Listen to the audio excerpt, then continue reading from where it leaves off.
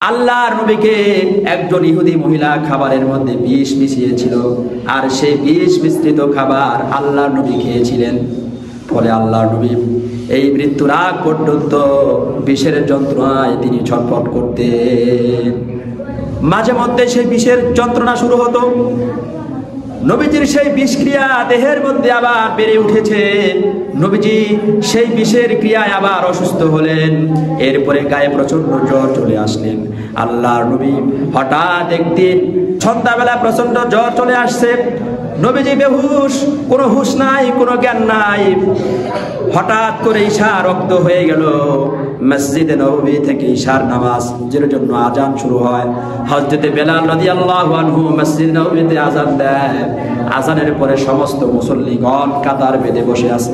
প্রতিদিন আল্লাহর নবী মসজিদ নববীতে আসেন, ইমামের মুসল্লায় দাঁড়িয়ে নামাজের ইমামতি করে।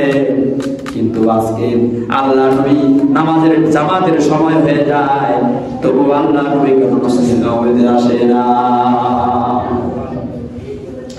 আজকে মসজিদ নববীতে আল্লাহর নবী আসছেন না।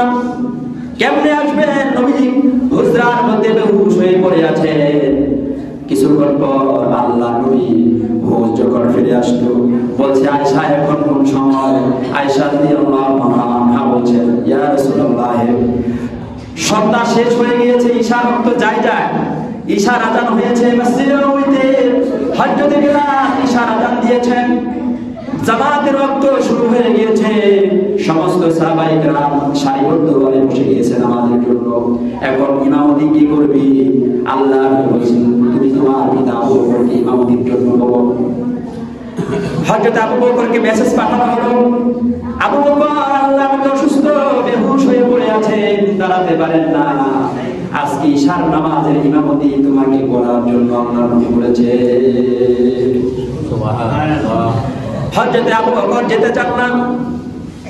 যে মুসল্লায় নবী দাঁড়িয়েছেন সেই মুসল্লায় আবু বকর যেতে চান না।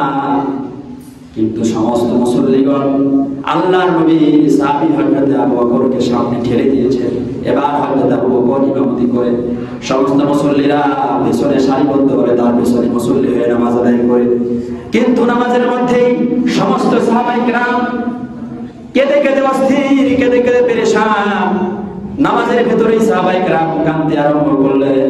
মসজিদে নববীর মধ্যে গুনগুন গুনগুন করে কান্নার আওয়াজ শোনা যায়। সাহাবায়ে কেরাম মনে মনে কান্না করে আর মনে মনে ভাবে, সারাটা জীবন নবীজির পেছনে নামাজ পড়লাম, আজকে প্রথম নবীজির পেছনে নামাজ পড়ার কিসমত হারালাম। আর হয়তো কখনো নবীজির পেছনে নামাজ পড়ার কিসমত হবে না। নামাজ শেষ করলেন। নামাজ শেষ করার পরে কিছু সাহাবী চলে গেলেন। অধিকাংশ সাহাবী প্রতিদিন ঈশার নামাজের পরে বাসায় চলে যান, খাবার দাবার খান, শুয়ে থাকেন, বিশ্রাম নেন। কিন্তু আজকে অধিকাংশ সাহাবায়ে কেরাম বাসায় ফিরে যান না, খাবার খেতেও যান না। আজকে মসজিদে নববীতে তারা অপেক্ষা করতেছেন, কেন নবীজি নামাজ পড়াতে পারলেন না, কি অসুস্থতা, কি খবর আসে, আল্লাহ নবী কিছু হলো নাকি। সাহাবায়ে কেরাম চিন্তায় অস্থির।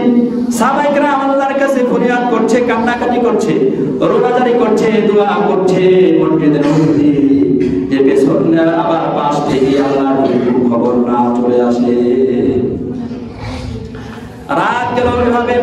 রাত যাওয়ার পরে সকাল যখন হলো, ঘরের ভিতরেও কান্নার আওয়াজ। ঘরের ভিতরে আয়েশা রাদিয়াল্লাহু আনহাও কান্না করেন, ফাতেমা রাদিয়াল্লাহু আনহাও কান্না করেন, ইমাম হাসান কান্না করেন, ইমাম হুসাইন কান্না করেন, সকলেই কান্না করতেছেন।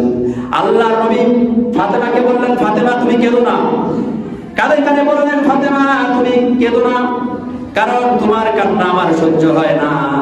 তবে একটা সুসংবাদ দেই ফাতেমা, যে আমি দুনিয়া থেকে যাওয়ার পর সকলের আগে তুমি ফাতেমার সঙ্গে আমার দেখা হবে। সুবহানাল্লাহ। হযরত ফাতেমা কান্না বন্ধ করলেন, দৌড়ে চলে গেলেন দরজার কাছে। দরজার কাছে যাওয়ার পর ফাতেমা রাদিয়াল্লাহু আনহা দেখেন দরজার বাইরে একজন মানুষ দাঁড়ানো, একজন ব্যক্তি। জীবনে কখনো তাকে দেখেন নাই, তিনি চুপ করে দাঁড়িয়ে আছেন। নবীজি বললেন, কি হয়েছে মা?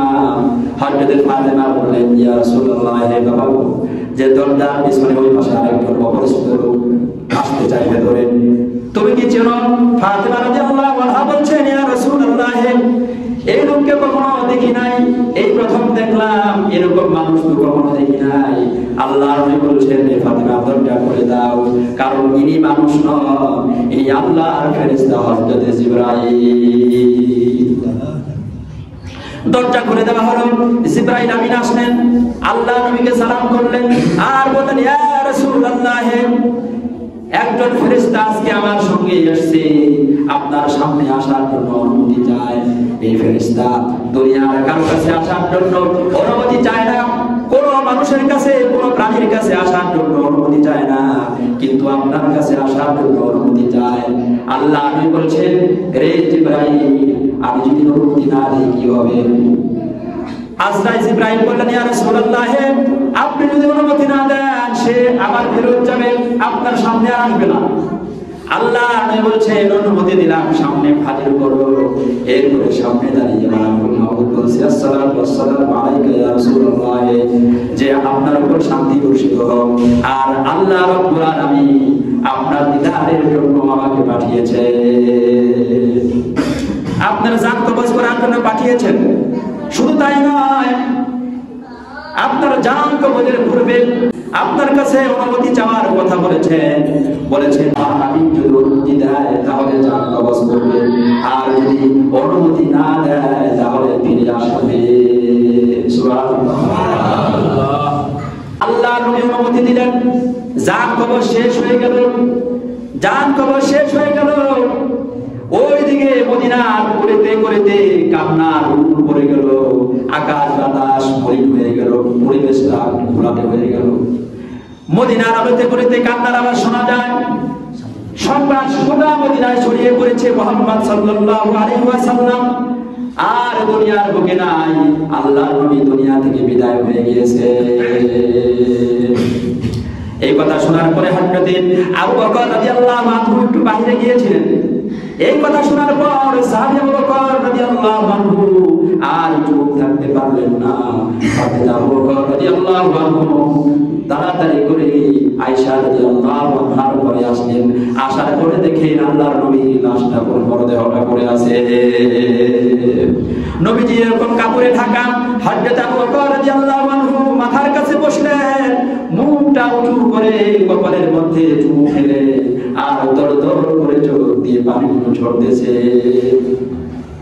হযরত ওমর রাদিয়াল্লাহু আনহু তিনি অস্থির হয়ে গিয়েছেন, অবাক হয়ে গিয়েছেন, পাগলপারা হয়ে গিয়েছেন যখনই শুনেছেন মুহাম্মদ দুনিয়ায় নেই। হযরত ওমর রাদিয়াল্লাহু আনহু বাসায় চলে গিয়েছেন। বাসায় যাওয়ার পর একটা তরবারি হাতে নিয়েছেন, একটা উন্মুক্ত তরবারি হাতে নিয়ে মদিনার গলিতে গলিতে দৌড়াদৌড়ি করছেন আর বলছেন, যদি কেউ বলো মুহাম্মদ দুনিয়া থেকে বিদায় হয়ে গিয়েছে, তাহলে আমি ওমরের এই তরবারি দিয়া তার শরীর থেকে তার গর্দানটা আলাদা করে ফেলবো। হযরত ওমর রাদিয়াল্লাহু আনহু দৌড়ে চলে আসছেন। আসার পরে তিনি আর সহ্য করতে পারলেন না, তিনিও কান্না শুরু করলেন। হযরত আবু বকর কান্না করেন, হযরত ওমর রাদিয়াল্লাহু আনহু কান্না করেন। আল্লাহর নবী সাহাবী আবু বকর রাদিয়াল্লাহু আনহু বলছেন, ভাই ওমর কান্না করো না, মাথা ঠান্ডা করো। শুনে রাখো ওমর, এর পূর্বে আল্লাহর নবী এসেছিল, আল্লাহর রাসূল এসেছিল, কিন্তু কোন নবী রাসূল তারা পৃথিবীতে চিরদিন ছিল না। পূর্বের নবী রাসূলগণ সকলে তাদের ইন্তেকাল হয়ে গিয়েছে, সুতরাং আমাদের নবীর ইন্তেকাল হয়েছে, এই জন্য মাথাটা ঠান্ডা করো, তুমি তো একজন জ্ঞানী মানুষ।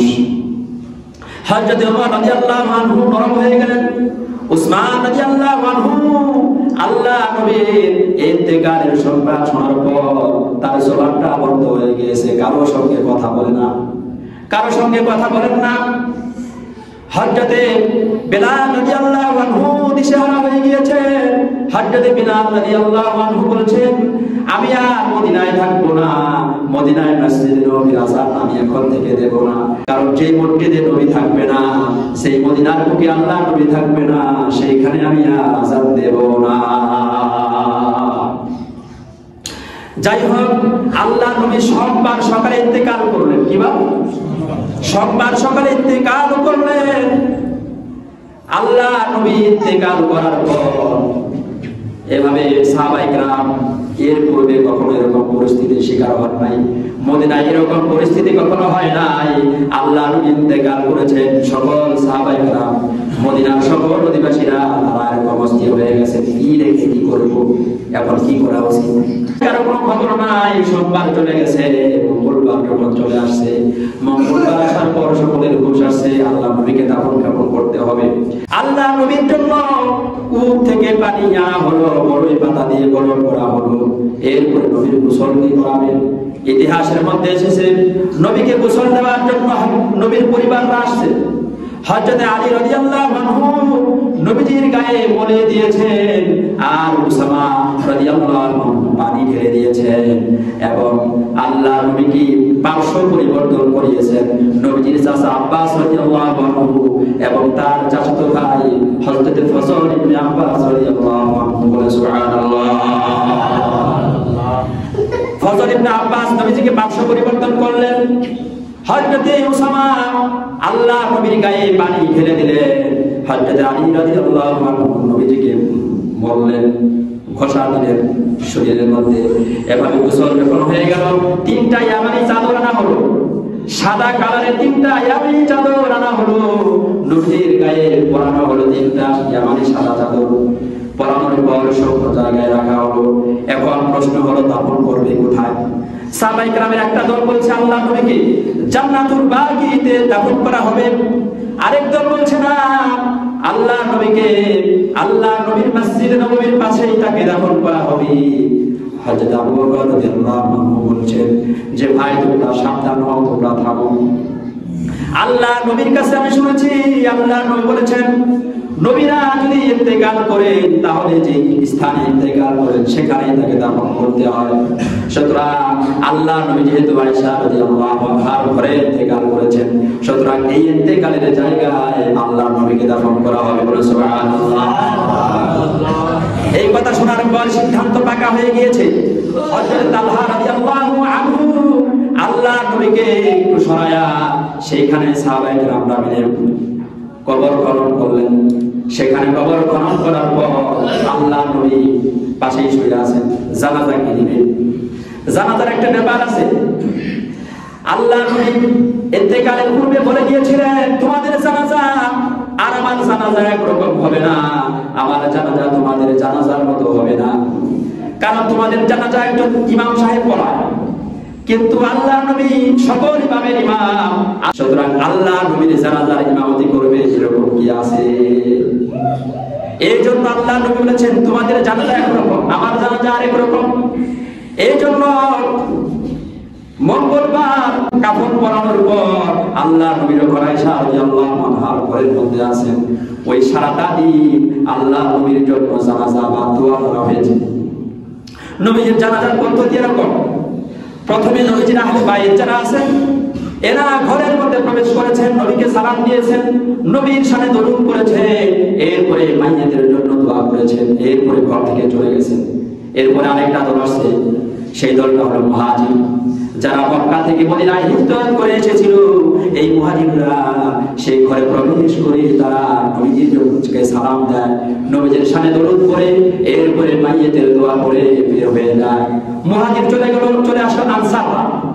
এবার মদিনার আনসারী সাহাবীরা ঘরে প্রবেশ করলো, আল্লাহ নবীকে সালাম দেয়, দরুদ পড়ে, এরপরে দোয়া করে চলে গেল।